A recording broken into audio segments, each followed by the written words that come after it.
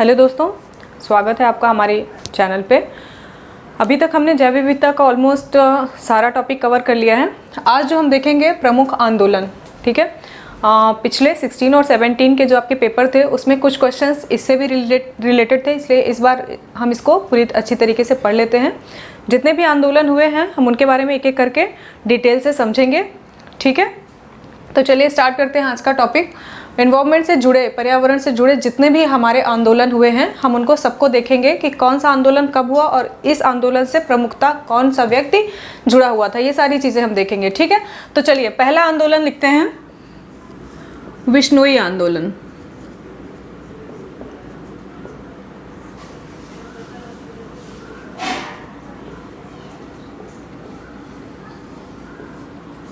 ठीक है। विश्नोई आंदोलन जो है संत जम्बो जी द्वारा, संत जम्बो जी द्वारा राजस्थान पे चलाया गया था, ठीक है।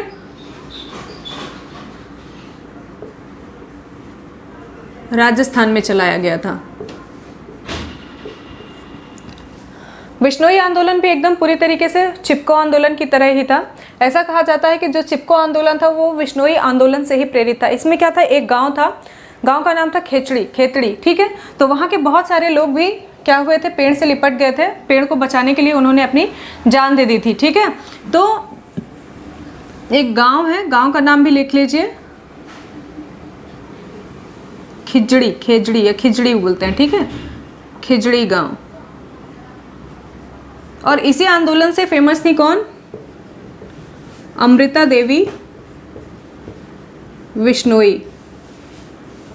इन्होंने क्या किया था, अपनी 3 बेटियों के साथ इन्होंने पेड़ों को बचाने के लिए अपना बलिदान दे दिया था। तो विश्नोई आंदोलन किसके द्वारा स्टार्ट किया गया था, संत जम्बो जी द्वारा।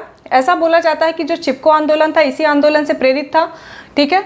राजस्थान पे चलाया गया था। खेजड़ी नामक गांव था जहां पे अमृता देवी विश्नोई ने अपनी 3 बेटियों के साथ पेड़ों को बचाने के लिए अपना बलिदान दे दिया था। और इसके साथ ही उस गांव के फिर बहुत सारे लोगों ने जो है पेड़ों से लिपटकर अपनी जान दे दी थी, ठीक है। तो ये हो गया आपका विश्नोई आंदोलन। दूसरा लिखिए, चिपको आंदोलन।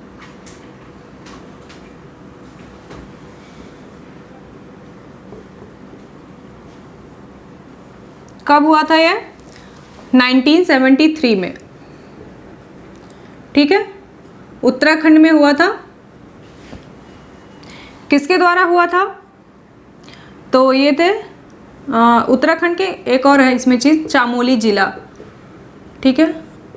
उत्तराखंड के चामोली जिला में हुआ था। इससे रिलेटेड कौन थे, श्री चंडी प्रसाद भट्ट, चंडी प्रसाद भट्ट, ठीक है।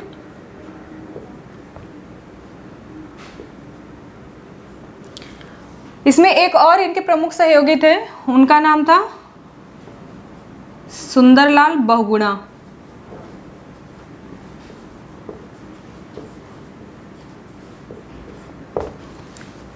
देखिए ऐसा बोला जाता है कि अगर चिपको आंदोलन में ऑप्शन में ये नहीं दिया हुआ है चंडी प्रसाद भट्ट, तो आपको दूसरे में क्या लिखना है, सुंदरलाल बहुगुणा को ही लिखना है, ठीक है। ये इनके जो है समर्थक थे इसमें चिपको आंदोलन में। चिपको आंदोलन में क्या हुआ था ये तो आप सब लोगों को पता ही है कि बहुत सारे लोग पेड़ों को बचाने के लिए पेड़ों से लिपट गए थे, जिससे उन्हें काट दिया गया था, ठीक है। तो चिपको आंदोलन हो गया।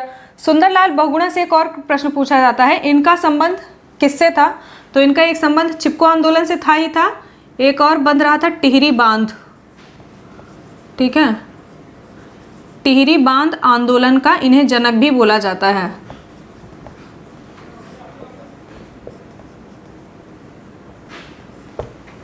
इतनी चीजें हो गई, हमने 2 आंदोलन देख लिए। एक हमारा विश्नोई आंदोलन हो गया, किसके द्वारा स्टार्ट किया गया, संत जम्बो जी द्वारा। राजस्थान में चलाया गया था, खेजड़ी नामक गांव पे। यहाँ पर अमृता देवी विश्नोई और उनकी 3 बेटियों ने पेड़ों को बचाने के लिए अपनी जान दी थी। उसके बाद यह घटनाक्रम ऐसा हुआ था कि बहुत सारे लोग जो है वो इनका अनुसरण करते हुए इन लोगों ने भी अपनी जान दे दी थी। तो इससे ही प्रेरित है, विश्नोई आंदोलन से ही प्रेरित एक आंदोलन है चिपको आंदोलन। बहुत ही फेमस है, ठीक है, और बहुत ही इंपॉर्टेंट भी है। तो 1973 में उत्तराखंड में चामोली जिला में यह हुआ था। इसको जो शुरुआत की थी या इसके प्रवर्तक जो थे वो श्री चंडी प्रसाद भट्ट थे। सुंदरलाल बहुगुणा भी इनके सहयोगी थे, ठीक है। और इनसे जो है टिहरी बांध आंदोलन का, इनको सुंदरलाल बहुगुणा को टिहरी बांध आंदोलन का जनक बोला जाता है। इतनी चीजें आपको समझ में आ गई। चलिए हम आगे और देख लेते हैं अगले अपने आंदोलन।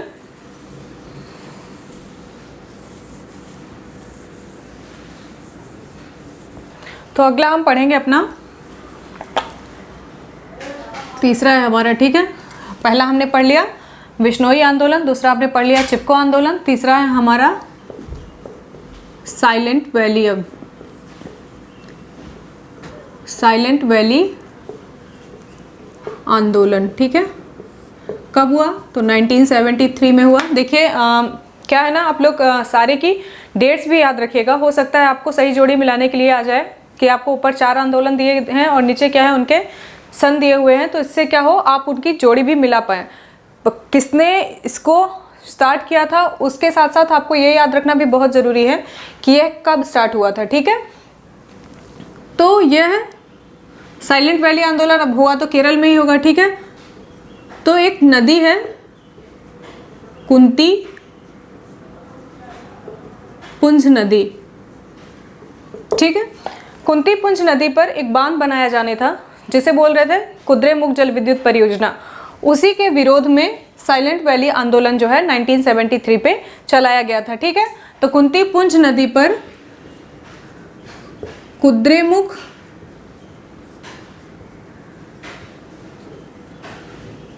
जल विद्युत परियोजना के विरोध में, ठीक है। बाद में जो है यह कुद्रेमुख जल विद्युत परियोजना नहीं बनी थी और यहीं पर साइलेंट वैली नेशनल पार्क का विकास किया गया था, ठीक है। साइलेंट वैली नेशनल पार्क का विकास किया गया था। साइलेंट वैली नेशनल पार्क को हम लोग अच्छे से पढ़ चुके हैं, ठीक है। और चौथा देखते हैं हम। चौथा है हमारा जंगल बचाओ आंदोलन।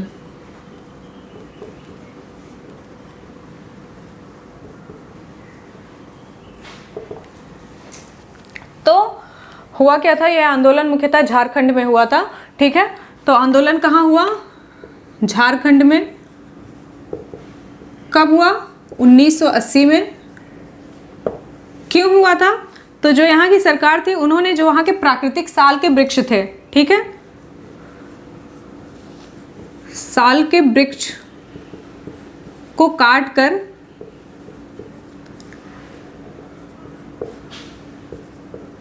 वहां पर व्यावसायिक दृश्य से उपयोगी जो वृक्ष है सागौन, ठीक है, उसे लगाने का आदेश जो है दिया गया था, जिसकी वजह से वहाँ की जो आदिवासी जनजातियां थी वो सारी क्या हो गई उद्वेलित हो गई और उन्होंने जंगल बचाओ आंदोलन शुरू कर दिया था। बाद में यह योजना सरकार ने वापस ले ली थी, ठीक है। अगला हम देखेंगे पांचवा, इसे रफ कर देते हैं।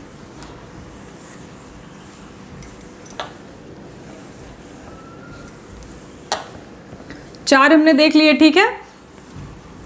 पांचवा देखिए नवदन्या आंदोलन।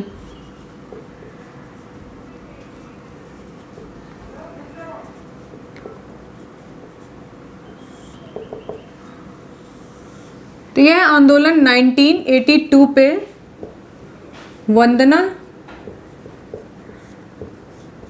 शिवा द्वारा चलाया गया था,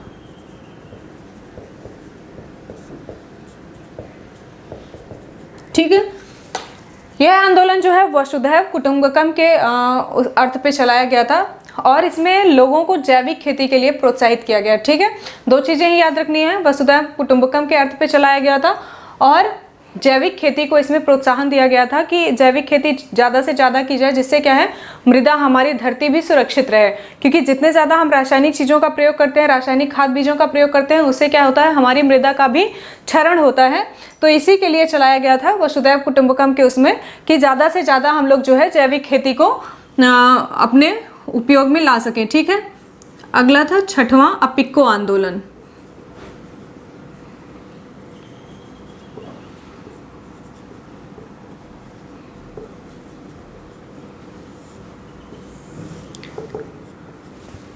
देखिए, अपिको आंदोलन को दक्षिण भारत का चिपको आंदोलन भी बोला जाता है, ठीक है।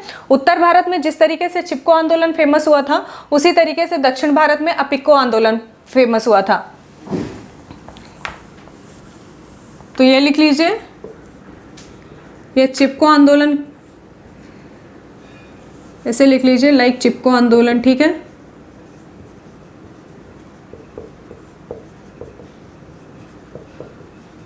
एक इंपॉर्टेंट चीज और लिख लीजिए कि इसे दक्षिण भारत का चिपको आंदोलन बोला जाता है। दक्षिण भारत का चिपको आंदोलन भी बोला जाता है, ठीक है। यह आंदोलन जो है अगस्त 1983 में स्टार्ट हुआ था। क्षेत्र क्या था इसका? उत्तर कन्नड़ क्षेत्र। अगला लिखिए, इस आंदोलन के प्रणेता कौन थे? तो प्रणेता थे इसके पांडुरंग हेगड़े, ठीक है। नारा क्या था? देखिए, एक आंदोलन से रिलेटेड जितनी भी इंपॉर्टेंट चीज़ें होती हैं, मैं सिर्फ उन्हीं चीज़ों को कवर कर रही हूँ जो किसी न किसी एग्जाम में पूछी गई हैं या फिर जिनके एग्जाम में पूछे जाने की संभावना ज़्यादा है। हम सिर्फ उन्हीं चीज़ों को डिस्कस कर रहे हैं। पहले से पढ़ने के लिए आप लोगों के पास बहुत ज़्यादा है, तो फालतू की चीज़ें ना पढ़ें। क्या पढ़ने से ज़्यादा इंपॉर्टेंट होता है हम किन चीज़ों को छोड़ दें, ठीक है। तो नारा क्या दिया था इन्होंने? बचाओ, बढ़ाओ और काम में लाओ।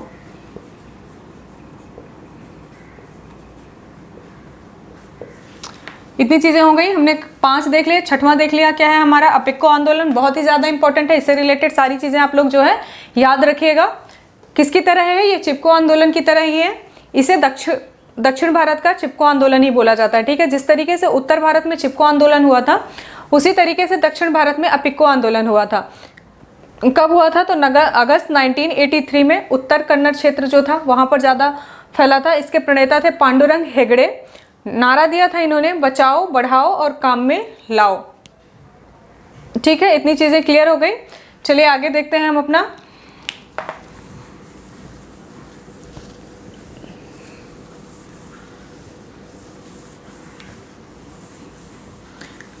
देखिए, इसके अलावा जो आपका ये पूछा जाता है ना, कौन जल पुरुष है, कौन किससे रिलेटेड थे, जैसे सलीम अली को पक्षी पुरुष बोला जाता है, राजेंद्र सिंह को जल पुरुष बोला जाता है।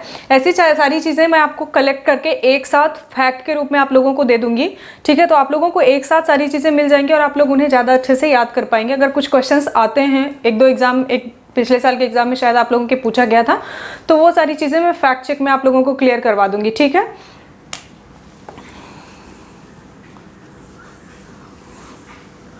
अगला है हमारा नर्मदा बचाओ आंदोलन। बहुत ही फेमस आंदोलन हुआ था यह, ठीक है। और सबसे ज़्यादा जो इसमें नाम उभर के आया था वो था मेधा पाटनेकर का,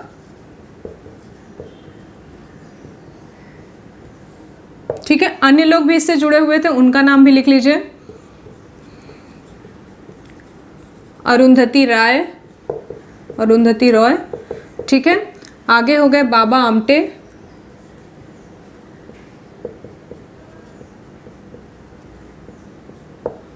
फिर अनिल पटेल,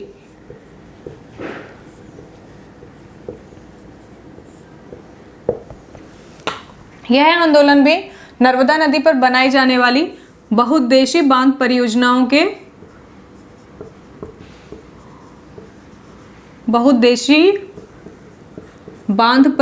के विरोध में बनाया गया था,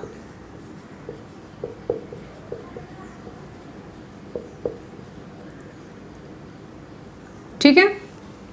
एक्चुअली ये लोग बोल क्या रहे थे कि जो भी यहाँ पर बहुउद्देशीय बांध बनाई जा रही हैं वो पर्यावरण को ध्यान पे रखकर बनाई जाए या फिर इस तरीके से बनाई जाए कि वो पूरी तरीके से पर्यावरण के जो मानक है उन पे खरी उतरें, ठीक है।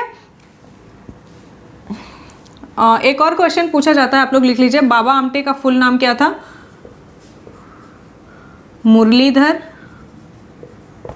देवीदास आमटे।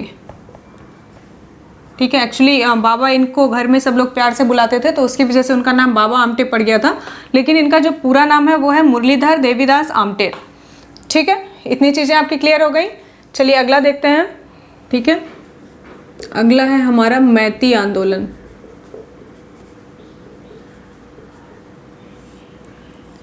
सबसे पहले आप लोग ये सोचिए कि मैती का अर्थ क्या होता है। तो मैती का अर्थ होता है मायका। यह आंदोलन जो है बहुत सारी कुमारी कन्याओं को लेकर चलाया गया था और इसीलिए इसका नाम मैती आंदोलन रखा गया था। ठीक है, तो 1994 में किसके द्वारा चलाया गया? कल्याण सिंह रावत। कहाँ पे चलाया गया? उत्तराखंड में। ठीक है, उत्तराखंड में चलाया गया था। यहाँ के जो पहाड़ थे वो अब धीरे धीरे क्या थे, अपनी हरियाली को खो रहे थे, तो उन्हीं हरियाली को वापस लाने के लिए मैती आंदोलन चलाया गया था।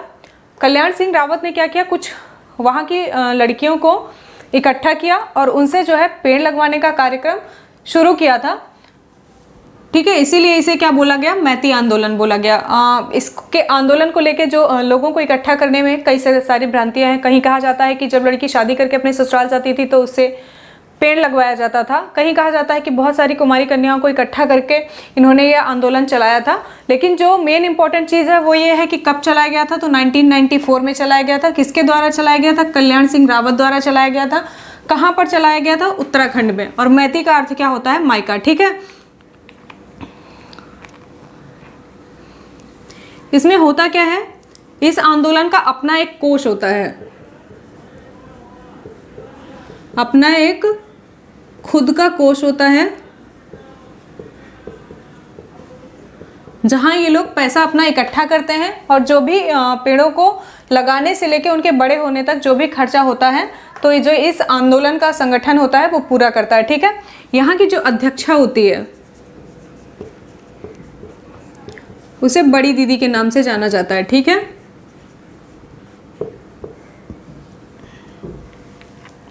तो इस तरीके से हमारे जितने भी इंपॉर्टेंट आंदोलन थे वो खत्म हो जाते हैं। अब हम कुछ परियोजनाएं देख लेते हैं इसी के साथ में। जल्दी से जल्दी हो सकता है पूछ लिया जाए कि कौन सी योजना कब चलाई गई थी, तो जल्दी जल्दी हम क्या करते हैं, एक बार देख लेते हैं कि कौन सी योजना कब चलाई गई थी। आंदोलन तो हमारे इंपॉर्टेंट जो थे, जो कि जैव विविधता से या पर्यावरण से रिलेटेड थे, वो मैंने ऑलमोस्ट खत्म करवा दिए हैं। ठीक है, अब स्टार्ट करते हैं हम अपनी परियोजनाओं से। तो सबसे पहले लिखिए हाथी परियोजना।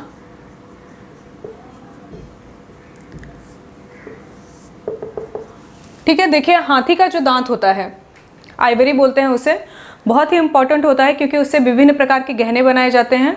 विभिन्न प्रकार की जो एंटीक चीज़ें होती हैं हाथी के दांत से वो बनाई जाती हैं। तो एक टाइम पे क्या हुआ कि इन्हीं सब चीज़ों के लिए, क्योंकि जो हाथी का दांत होता था बहुत ही कीमती होता था, तो उसको पाने के लिए लोगों ने क्या करना शुरू किया, हाथियों को मारना स्टार्ट कर दिया।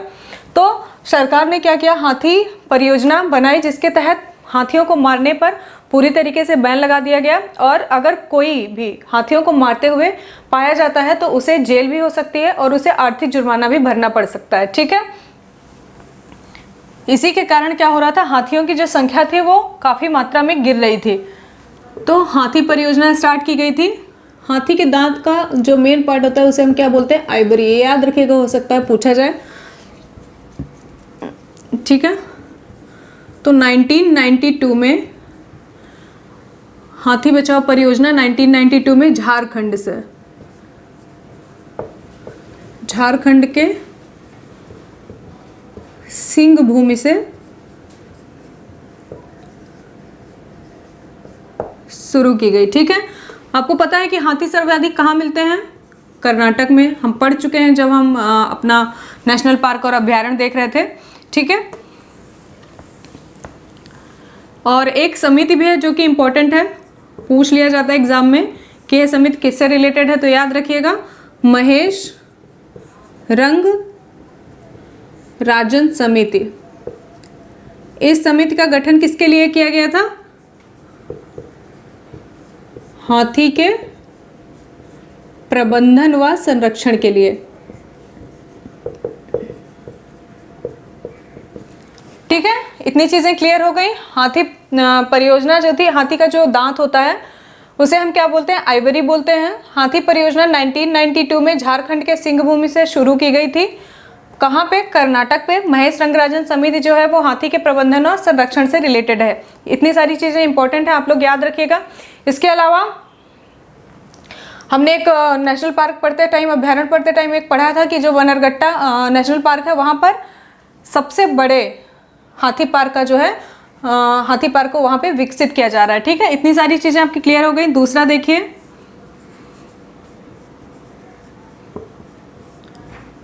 शार्कों के संरक्षण हेतु। ठीक है, शार्कों के संरक्षण हेतु भी एक शार्क के लिए एक योजना चलाई गई थी। इसका नाम क्या है, Finch naturally attached with. Actually इसमें यह घोषित किया गया कि जो भी मछुआरे हैं अगर वो मछलियों को पकड़ते हैं और उनके पकड़ते टाइम शार्क जो है उनके पकड़ में आ जाती है तो उन्हें जैसा का तैसा वापस समुद्र में छोड़ दिया जाए। और ये ध्यान जरूर रखना है कि उनके जो पंख हैं उससे अटैच होने चाहिए, क्योंकि हुआ क्या था कि उस टाइम पे जो शार्क के पंख थे उनसे एक तरीके का सूप बनाया जाता था, जिसके लिए बहुत ही ज़्यादा मात्रा में शार्कों को मारा जा रहा था। उनके पंखों को काट लिया जाता था और फिर उन्हें मरने के लिए छोड़ दिया गया था। तो सरकार के द्वारा यह योजना चलाई गई थी जिससे कि शार्कों को बचाया जा सके। आप लोगों को पता ही होगा कि शार्क जो है वो एक टाइम पे बहुत ही कम बच्चे पैदा करती है, जिससे वैसे भी इनकी गिनती आंकड़ों में बहुत कम होती है शार्क मछलियों की। ठीक है, तो इसलिए शार्क के संरक्षण हेतु सरकार ने योजना चलाई थी जिसका नाम था फिंच नेचुरली अटैच्ड विद। अगर ऐसा कुछ क्वेश्चन आता है कि ये योजना किससे संबंधित है तो याद रखिएगा शार्कों के संरक्षण से संबंधित थी। ठीक है, इतनी चीजें क्लियर हो गई। चलिए आगे देखते हैं।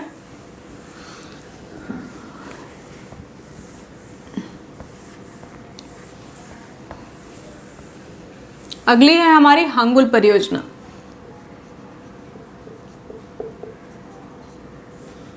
हांगुल परियोजना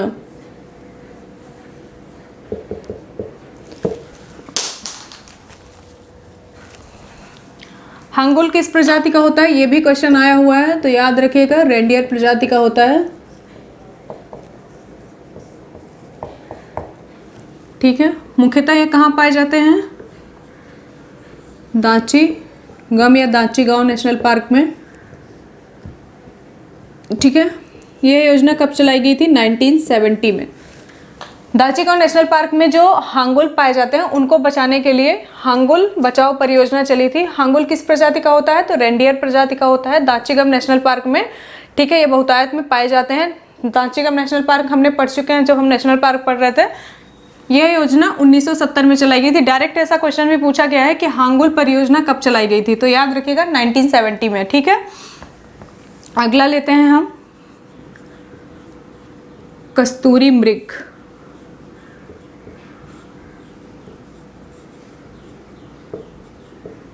परियोजना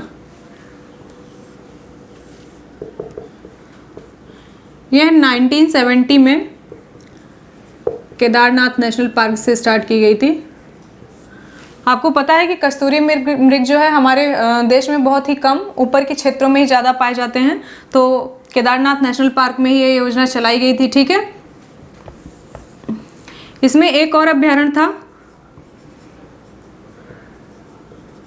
हिमाचल प्रदेश का शिकारी देवी अभ्यारण्य। ठीक है, शिकारी देवी अभ्यारण्य और बद्रीनाथ का, ठीक है, बद्रीनाथ अभ्यारण्य भी बोलते हैं। ठीक है, बद्रीनाथ अभ्यारण्य। तो कस्तूरी मृग भी 1970 में चलाई गई थी, केदारनाथ नेशनल पार्क से शुरू की गई थी। इसके साथ ही ये दो और उसमें चलाई गई थी अभ्यारण्य में, शिकारी देवी अभ्यारण्य जो कि हिमाचल प्रदेश में स्थित है और बद्रीनाथ अभ्यारण्य, इन दोनों में भी चलाई गई थी। ठीक है, तो 2-3 परियोजनाएं हमारी क्लियर हो गई। आगे और देख लेते हैं।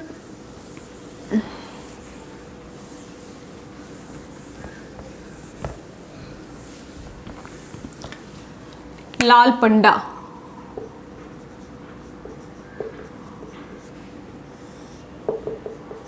ठीक है, हम जब नेशनल पार्क पढ़ रहे थे तब हमने देखा था कि लाल पंडा मुख्यतः पाया कहाँ जाता है, तो ये जो कंचनजंगा या हिमालय वाली ये जो ऊपर ऊपर के क्षेत्र थे उन्हीं पे पाया जा रहा था। ठीक है, तो यह योजना मुख्यतः कहाँ चलाई गई थी? अरुणाचल प्रदेश में। ठीक है, अब लाल पंडा को अरुणाचल प्रदेश में किस नाम से जाना जाता है? ये क्वेश्चन भी बहुत बार आया है, तो याद रखिए कैट बियर के नाम से जाना जाता है। ठीक है, यह योजना 1996 में WWF, इसके बारे में भी हम पढ़ चुके हैं। ठीक है, इसका लोगो जो है वो लाल पंडा का है। तो WWF के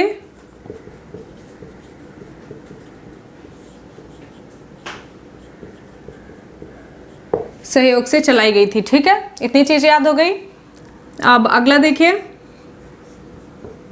प्रोजेक्ट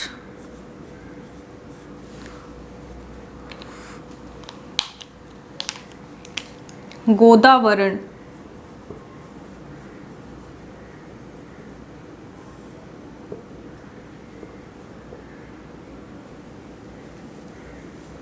इसे बोला जाता है द गोदावरण को ही हम बोलते हैं क्या? The great Indian bustard. ठीक है, यह योजना किसके द्वारा चलाई गई थी? तो राजस्थान सरकार के द्वारा सबसे पहले चलाई गई थी, क्योंकि यहाँ पर जो द ग्रेट इंडियन बस्टर्ड होता है उसे ही हम किसके नाम से जानते हैं? गोदावरण के नाम से जानते हैं। एक्चुअली इसकी भी प्रजातियां जो है वो बहुत कम बची थी, विलुप्त प्राय श्रेणी में यह शामिल हो चुका था। तो इसको बचाने के लिए ही राजस्थान सरकार ने प्रोजेक्ट गोदावरण जो है वो लेके आए थे। गोदावरण कुछ नहीं है, बस पंजाबी में द ग्रेट इंडियन बस्टर्ड को ही हम क्या कहते हैं? गोदावरण कहते हैं। ठीक है, याद रखिएगा कि प्रोजेक्ट गोदावरण किसके द्वारा लाया गया था? तो राजस्थान सरकार के द्वारा लाया गया था। अगला है हमारा मणिपुर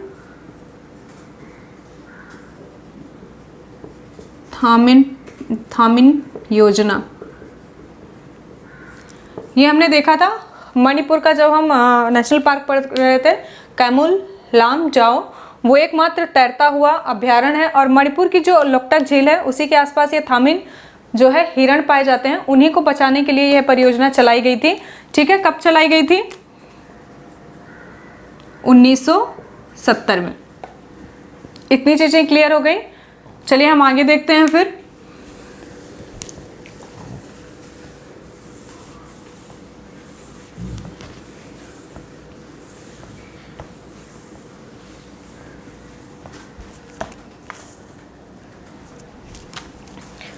अगला है हमारा कछुआ संरक्षण परियोजना। ठीक है, कछुए की एक प्रजाति होती है ओडिल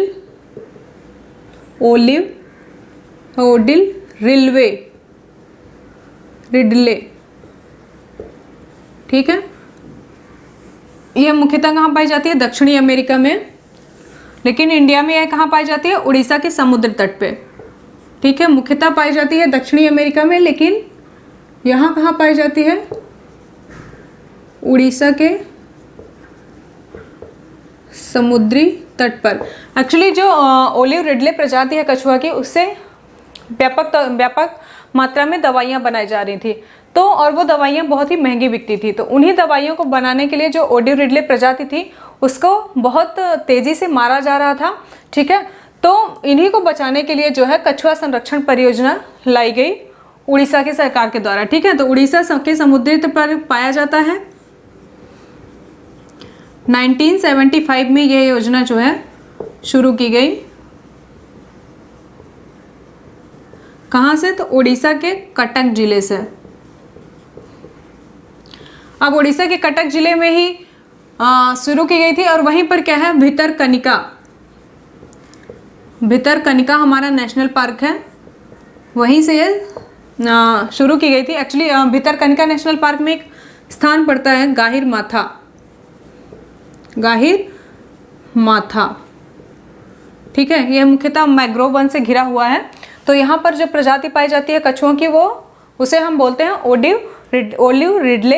यह जो है दवाइयों के लिए बहुत ज़्यादा मात्रा में इसका प्रयोग किया जाता था और इसीलिए इसका तेजी से लोग इसको क्या कर रहे थे, मार रहे थे। तो इसी के संरक्षण के लिए उड़ीसा सरकार ने कछुआ संरक्षण परियोजना 1975 में लेके आए, जिससे हम क्या करें, इन प्रजातियों को बचा सकें, ठीक है। इतनी चीज़ें क्लियर हो गई। चलिए आगे देखते हैं। जितनी भी संरक्षण परियोजनाएं हैं हम उनको एक एक करके सबको देख लेंगे। तो अगर इनसे कोई भी आपका क्वेश्चन बनता है तो वो नहीं छूटना चाहिए।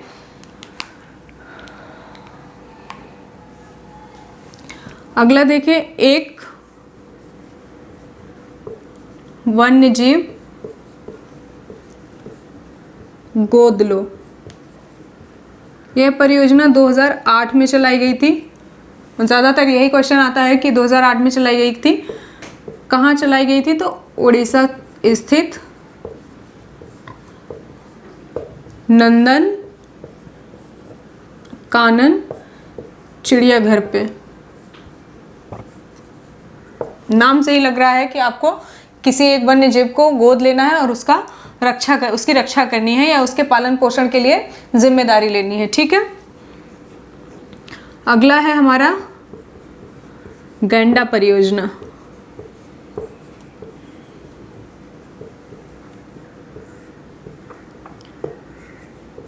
भारत में मुख्यतः जो सबसे ज्यादा पाया जाता है वो कौन सा है? एक सींग वाला गेंडा,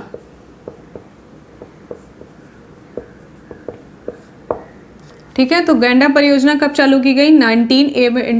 1987 में, ठीक है। कहाँ पे? मानस नेशनल पार्क में। उसके बाद कांजीरंगा,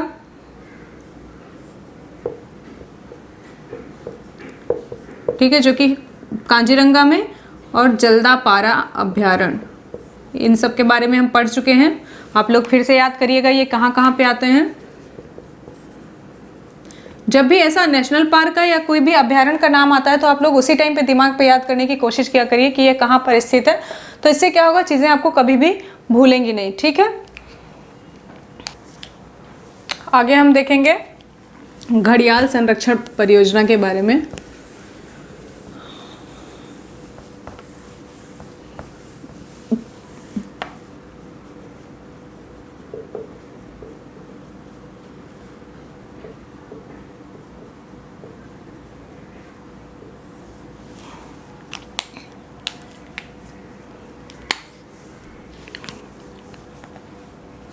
घड़ियाल संरक्षण परियोजना जो है मुख्यतः रिलेटेड किससे थी? तो घड़ियालों के संरक्षण से थी।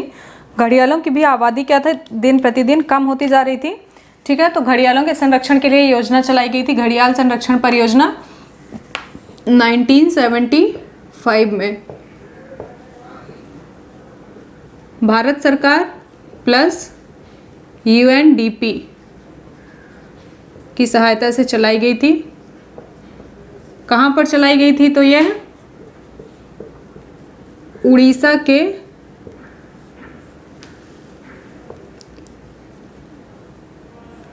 उड़ीसा में चलाई गई थी, ठीक है।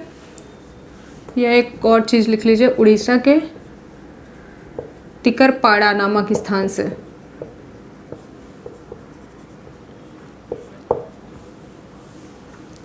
एक और परियोजना थी भगवतपुर मगरमच्छ परियोजना। ये याद रखिएगा, सुंदरबन में चलाई जा रही थी, ठीक है। ये कहाँ चलाई जाती थी? सुंदरबन में। आगे हम देखते हैं गिद्ध संरक्षण।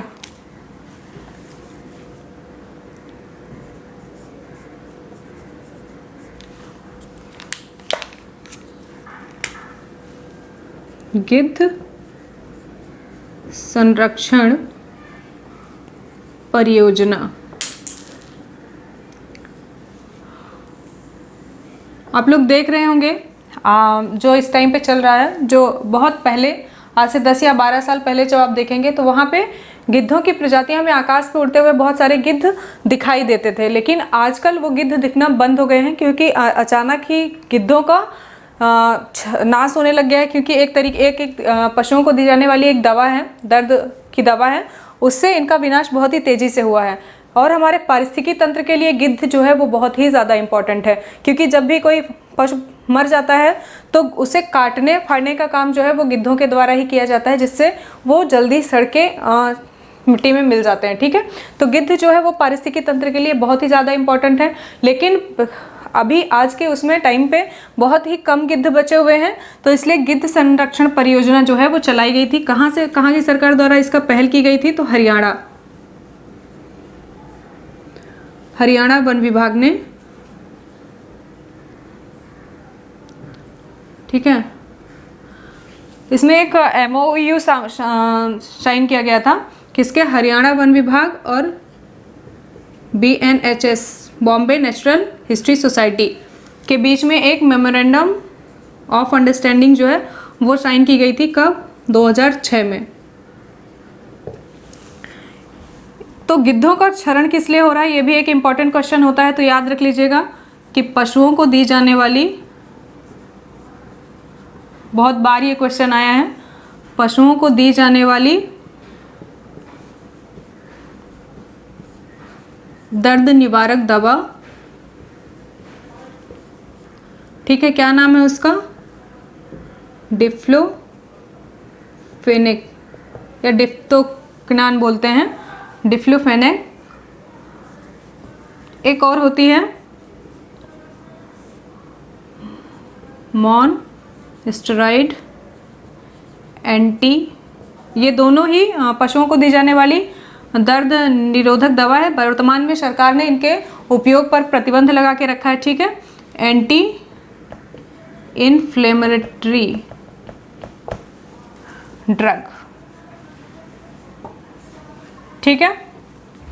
इससे रिलेटेड कुछ और चीज़ें हैं, हम यहाँ देख लेते हैं।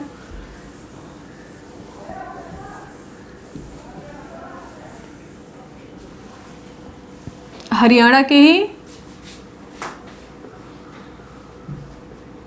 पंचकुला जिले में, ठीक है, हरियाणा के पंचकुला जिले में एशिया के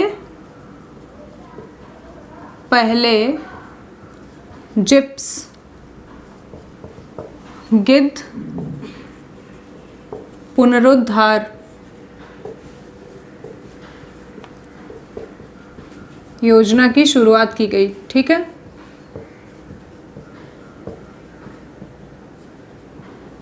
कहाँ पे? हरियाणा पे एक केंद्र है जिसे बोला जाता है जटायु प्रजनन एवं संरक्षण केंद्र।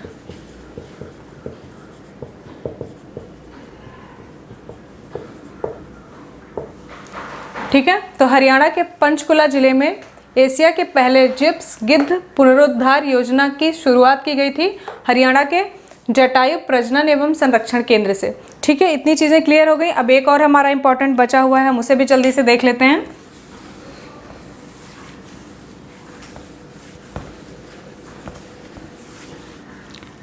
बाघ बचाओ परियोजना।